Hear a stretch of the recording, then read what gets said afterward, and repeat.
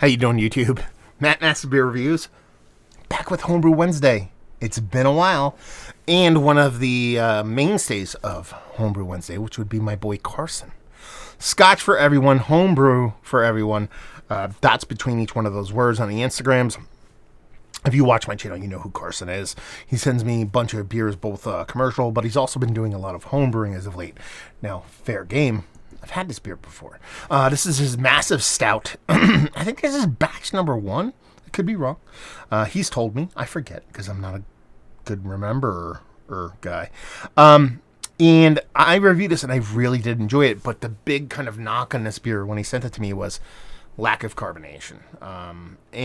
But outside of that, I really did enjoy the beer.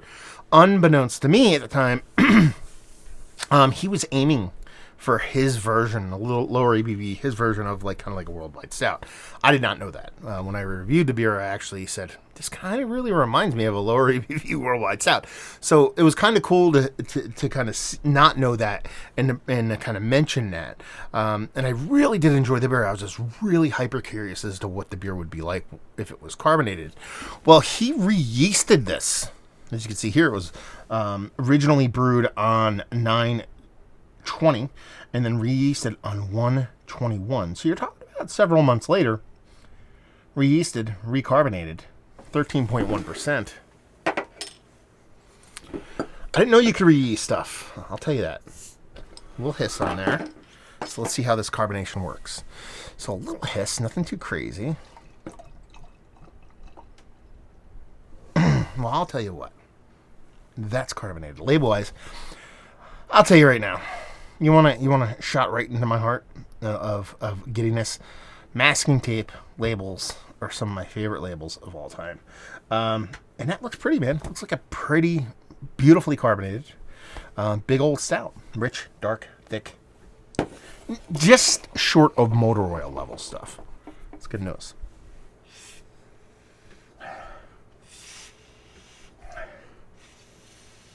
I mean, I purposely did not go back and watch the review I did of this beer originally. I was going to do it, and I was just about to hit play. I'm like, don't do it. Don't influence yourself in any way whatsoever. Let's go into it and just talk about it, what you're getting now as opposed to what you remember back then. And then after the fact, we can go back and kind of check on things. So I think that's just not the good way to go about it. That being said, decent amount of fruit on this. There's a sweeter chocolate on this. There is a nice roasty component without a huge bittering component to it, and there's a little bit of red fruitiness in this. Nothing too big, but it does remind me a little bit of like a cherry cordial kind of thing, but nothing too hyper aggressive. On the nose, if I didn't know what the ABV on this was, I think it would be pushing a double digit stout. I don't think I'd get up to 13%.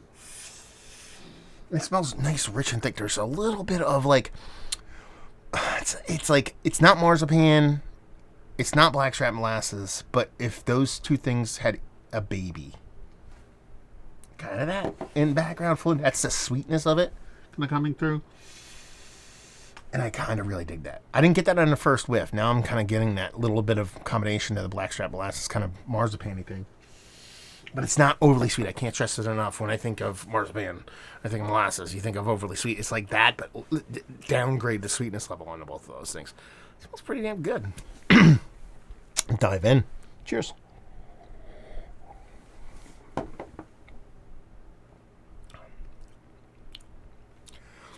That's pretty good, dude. Ooh. That was really cool. Because, wow. This is really good, dude.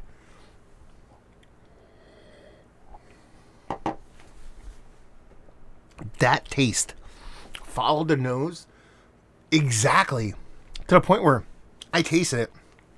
I got chocolate, roasted malt, a sweetness, that little bit of soft fruitiness, and it was done.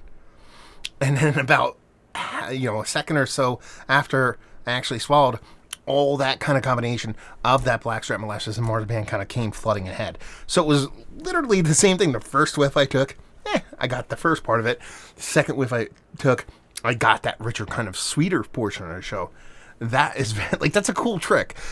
He didn't plan that. That's not what he was trying to do, but that's what happened. So we talk about it. I gotta move this goddamn thing back. It's way too far for me. hate my setup right now. I just can't get anything the way I want it to be. This thing is like putting shadows all over me. I don't know. Anyway, I think this is fantastic. It is what... I'm not going to sit here and say it's what I remember, because even the beer itself is older, so there's going to be a bit of morph and change over time. So I'm not going to sit here and say I think I'm regurgitating exactly what I got from the last one. But the impact of it, I really do enjoy the crap out of this kind of effect of it, is exactly the same, except slightly elevated because there is a carbonation to the beer. And I think that was one of the big sticking points for me, is that even though I really did enjoy the original version, I felt like it was doing the beer a little bit of a disservice, because it lacked that carbonation. Because I know, not just feel, I know there's a flavor delivery system that carbonation helps. It helps brighten in big and bolder flavors in beer. That's why I tend to like my bigger beers a little bit more. I'm going to lean anywhere I'm a little over-carb than under-carb. And this just brings all that impact, that richness, that enjoyment that I got from the previous iteration a little bit bigger, a little bit wider, a little bit more, for lack of a better term.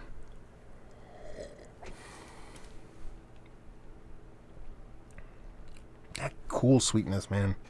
That is really cool. It almost tastes like I don't even know, like a triple boil, like a triple decocted kind of stout. And how rich and stringy, grainy that sugar is. It's not sweet. It's a sweet beer. It's not overly sweet, but it's the impact of the sweetness. You know, it's not like, you know, there's multiple levels to everything in flavor. You know, there's sweet, and then there's kind of complex sweet, and everything in between. You know, and this is leaning heavily into that complex sweet area. And then when you take the base portion of the beer, which is like super sturdy and super fantastic, that roasted malt, that sweetness, the bittering from that roasted malt, this touch of astringency. I didn't get it on the nose, but I'm getting it in the taste, but it needs to be there to help keep a bit of this sweetness in check. The bittering from the hops, which are really kind of utilitarian here, but that's what they should be, and that's what they're doing. And then when you add that, again, baby of marzipan, baby of blackstrap molasses, and you add that third layer, there's more than 3 layers, but that third act to this beer, which is the star of the show for me, to be perfectly honest with you. This is really good, dude. This is not me blowing smoke. I don't like it. Say I don't like it, you know. And I think it's a hard thing to follow up expectations. You know, we try to keep those in check. Try to check them at the door and not have those when you go into a beer review, especially, you know, more homebrew stuff. Because I don't think people that send off homebrew aren't looking for validation. You know, they're just not looking for this is good, this is bad. They want not criticism, but honest critique. Even if you're not like a beer person, you know, just, I like it. Why do you like it? Why don't you like it? Like, not necessarily like, you don't have to be like some master chicharron or whatever you want to call yourself. They just want input and information. And I can't tell you anything other, besides all the words I've been saying. It's just really, really good. Like, you give this to me. You put this in a 16-ounce can and you label it from those breweries, from those Florida breweries, from those breweries you see on Instagram. I think people go, this is a really good beer from that brewery. I do. I really do think that's the case. I don't, you know, I don't want to name names, but it's like those breweries, you know, those breweries that everybody talks about all the time. If they made this beer, the people would be very, very, very happy about this batch of beer that they produced. It's Florida, son. What do you want? Let's wrap this up. That's delicious, dude. It really honestly is. And that's just that flip the script. That baby marzipan, baby. And marzipan blackstrap molasses, baby. It's just got me all kinds of hot and bothered. So there you go. No, this, that, and the other thing. We don't rate it. It's delicious. I want to try this in 17 different ways now. I want you to barrel age it. I want you to adjunct it. I want you to do stuff with it. And just keep sending it to me. Because that's yeah, good stuff. There you go. Homebrew review in the books. Hopefully you guys enjoyed it. Man, I love doing Homebrew Wednesday. Send Homebrew. Send Homebrew, man. I appreciate it when people send Homebrew. It's a little bit more personal, so I take it very seriously. I don't take it as a joke or a goof or anything like that, you know. So thank you very much for being mindful enough to send this off, Carson. So like I said, if you want to check Carson out, go check him out on the Instagrams. That's his main output to the community. Homebrew for everyone and Scotch for everyone. He has 2 handles because he's a big Scotch guy. And yeah, go check him out. If you live in Florida, chat him up. You might be able to score one of these. I think it would be worth it. And hopefully you guys enjoyed this little homebrew review. Hopefully you're enjoying a little bit of homebrew right now. Hope we'll see you next time. Cheers.